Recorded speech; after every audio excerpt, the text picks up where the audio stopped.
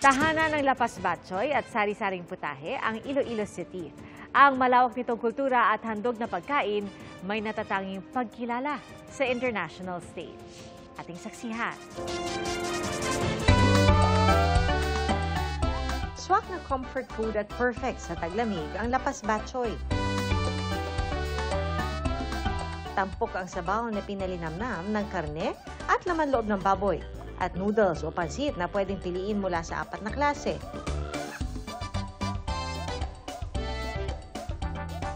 Original o Miki, bihon, miswa o sotanghon.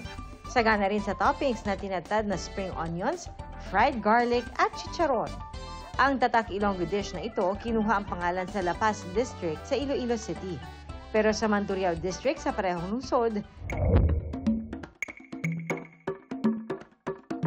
merong fruity twist ang Lapas Batchoy.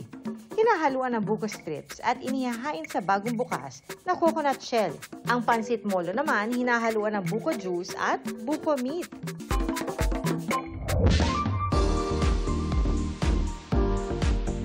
Ang iba pang sinabawang pagkain sa Iloilo, pinapaasim gamit ang prutas na batuan sa halip na sampalok, gaya ng sinabawang tanige. Ilan lang yan sa maraming flavors at putaheng ipinagmamalaki ng Iloilo City na idineklara kamakailan bilang unang Creative City of Gastronomy sa Pilipinas at napasama sa Creative Cities Network ng UNESCO. Pagkilala ito sa mga lungsod na ginagamit ang kultura at pagkamalikhain para sa pag-unlad. Unang siguro kalipay para sa syudad ng Iloilo, para sa mga Ilonggo na nagapati nga namit gid ang aton gastronomy diri sa Iloilo. And syempre, we're the home of the Lapas Batchoy and the Pancit Molo and the KBL, among other things.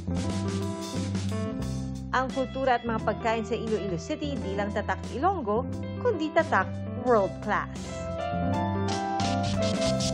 Mga kapuso, sama-sama tayong maging saksi. Mag-subscribe sa GMA Integrated News sa YouTube.